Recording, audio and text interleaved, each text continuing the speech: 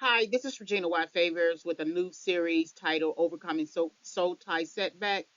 And this series is really geared towards the concept of recidivism and how men often go back and forth to prison on just the basic ideology that they're not afraid to go back.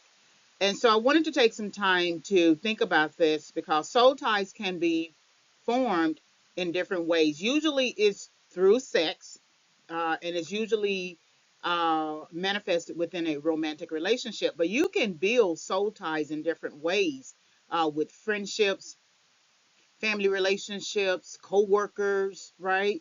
We often hear this ideal about having a work husband or a work wife, and that is essentially a soul tie because they can't be soulmates if they are um, individually with other people.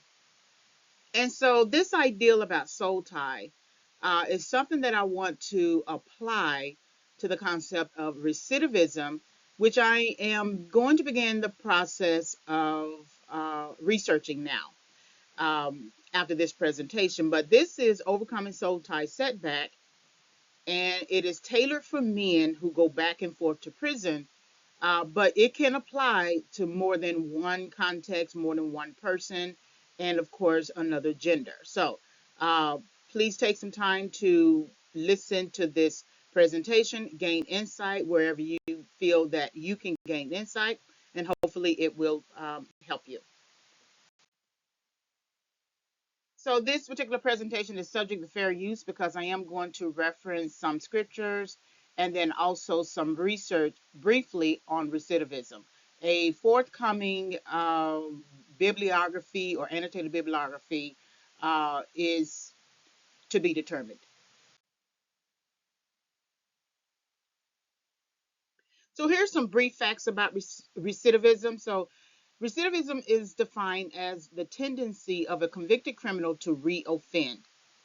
And so here is a U.S. Department of Justice uh, reference. So, a U.S. Department of Justice analysis of recidivism rates in 24 states concluded that 82% of individuals released from state prisons were rearrested at least once during the 10 years following release. Within 1 year of release, 43% of formerly incarcerated people were rearrested.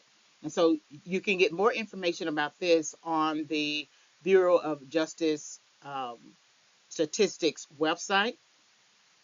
And then also, men are more likely to return to prison due to criminal peer associations, carrying weapons, alcohol abuse, and aggressive feelings. And so, uh, when you're thinking about recidivism between men and women, the rates tend to be higher for men. And there's more research on that I want to just kind of take some time to think about later.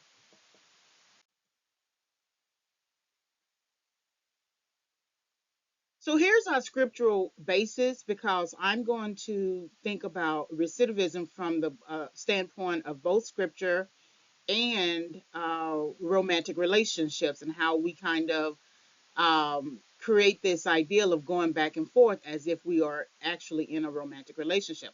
But the scriptural basis is Proverbs 26:11 that I'm basing my larger discussion on. As a dog returns to his vomit, so a fool repeats his folly. And so if you have someone going back and forth, back and forth, back and forth, whether that person is in a relationship, a romantic relationship, or going back and forth into prison, they are returning to some aspect of the folly that they developed while in that particular context, whether it's relationship or prison. And so you get the image of the dog returning to his vomit, and you would think to yourself, why would a dog ever return to his vomit? Why would an animal return to, uh, well, let's put it like this. Why would an animal eat feces? Why would an animal um, decide to eat something that is not healthy for them? And no, the animal may not have an understanding about what is healthy, especially if they're in the wild and it's whatever they got to eat, that's what they got to eat. But then you put it on the human level and you think to yourself, Why does a human continue to return to the very thing that is causing him or her um, harm, or to return to something like a cage where they seem to feel more comfortable, and it's something that they know. A lot of times people struggle to move forward in life because it's part of the unknown. The problem with that, however, is that do you want to base the majority of your life, your working years, these are your working years that you're spending in prison, and then coming out and then returning again? And it's likely because you didn't have a plan. It's likely because you knew that you can always use it as an option. When you think about it in terms of a relationship, where a man is go, entering and exiting a relationship with a partner, whether that person is married or not, you know that you can always come back. You know that you can always circle back to that person, to that woman, usually a man with a woman, and get your needs met, get your companionship needs met. And the human basic needs is food, clothes, and shelter. And so if you find yourself going back and forth to prison as a man, it is because you still want certain needs met: food, clothing, shelter.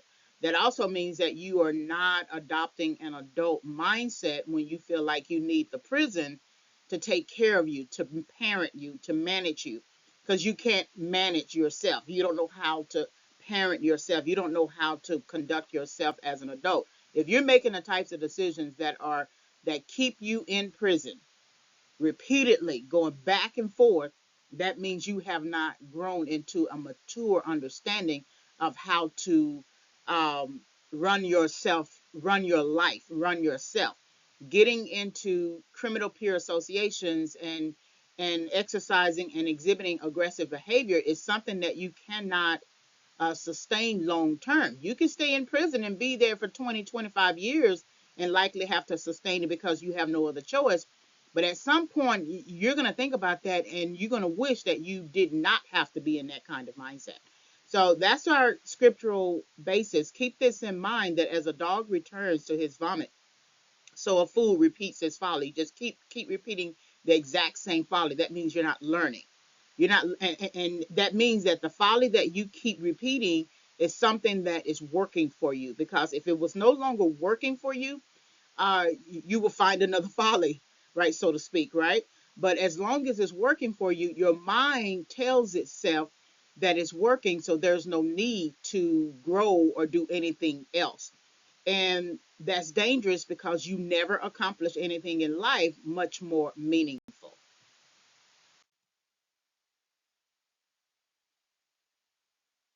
So, what is a soul tie?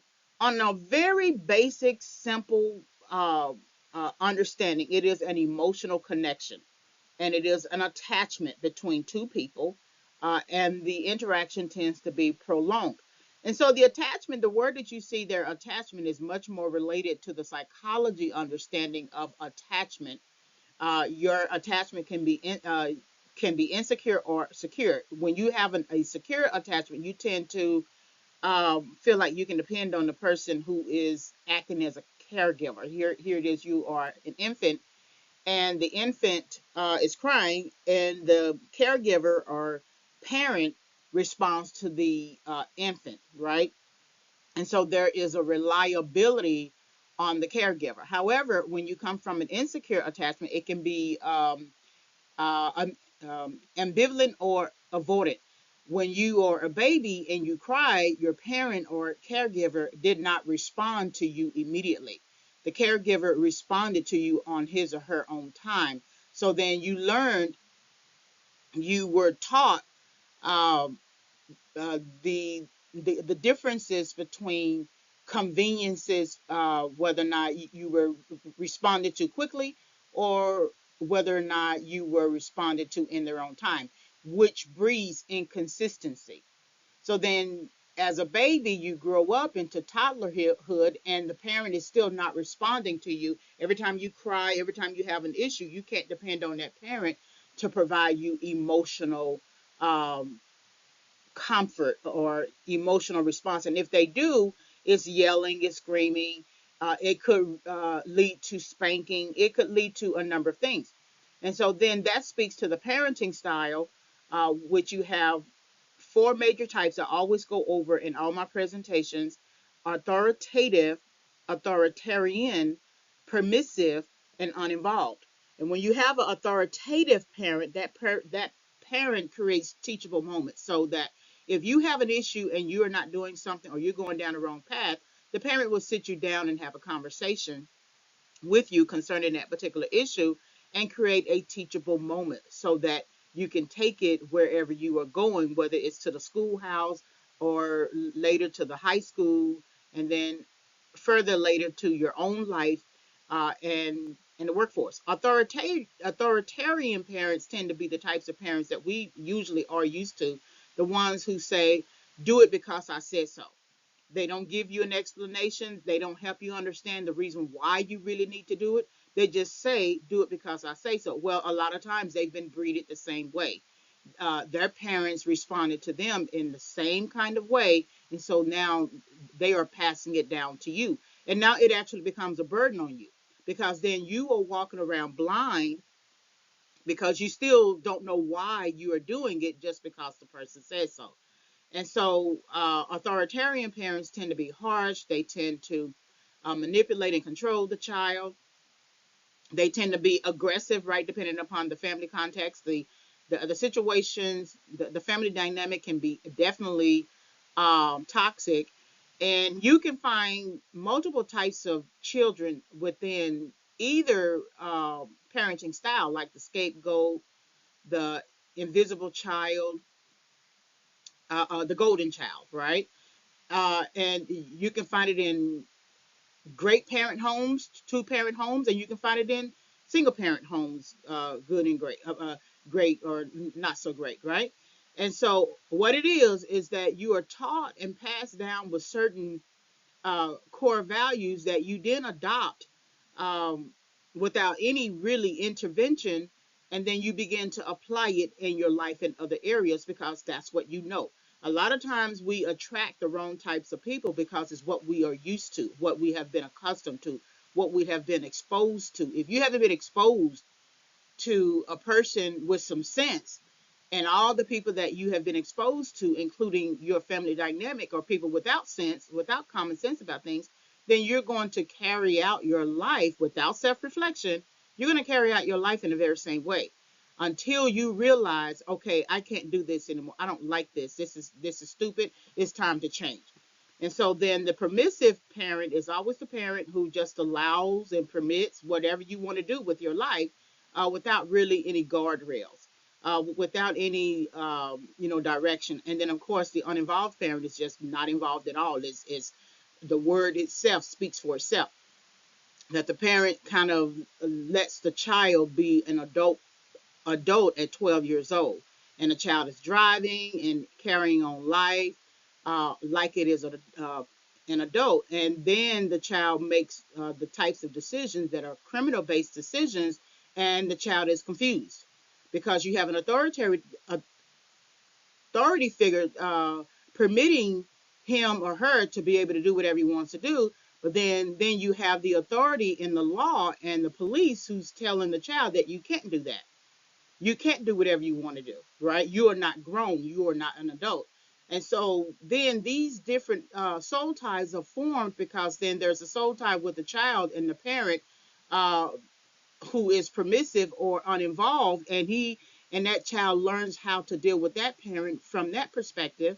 Then you have the child with the parent who is authoritarian and is always manipulating and controlling the child psychologically. And then you have a parent who actually responds and creates teachable moments, and the child can actually depend upon the parent for help and guidance and direction. And so all these kids of authoritative, authoritarian, permissive, and uninvolved parents are roaming the city, and eventually they're all going to collide. And so sometimes they collide and they create even more soul ties. And so then you have soul ties with education professionals and friendships and the jail and the store person, if you have a summer job, if you have a job in high school, you got all these different types of soul ties that are forming. And sometimes it is clear that one is good, and sometimes it's clear that one is not good. Regardless, they're all emotional connections. They're all some form of attachment, whether insecure or secure, and they tend to be prolonged interaction. If you have somebody who joined a game and they have stayed in that game for so many years, okay, that's a prolonged interaction. It's a soul tie, and that's all you know. That's all you have been reared in. That's been your education. If you have a person who has been homeless for 25 years or more, then go back to the family dynamic. Did the parents move a lot, or did the parents kick the child out a lot, or did the parents have to go? Did the child have to go live with his grandparents? Right. It's a number of things. So then that's a soul tie to homelessness, soul tie to gang activity, soul tie to a toxic family dynamic. And so these are the people that you're going to see and encounter and realize that they all have soul ties in different ways. So just keep this in mind as you go through the presentation.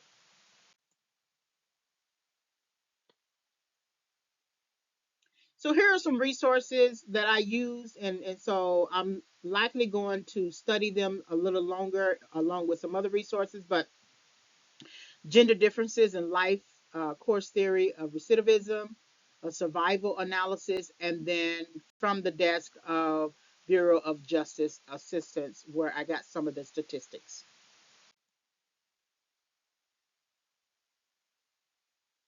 So my further plans are to kind of research this concept of recidivism by gender and race. I started some years ago, but I didn't stay with it or something, or it wasn't time, or it wasn't a season or something like that. But this is going to help me to think about planning writing workshops for individuals who are in prison and who need a plan to exit prison, and that's going to come with writing. There's a scripture in the Bible about writing the vision down, and so I think because I teach and write, that's the best strategy that I would adopt for anyone who is struggling to go back and forth into prison, is to create the writing workshop interventions.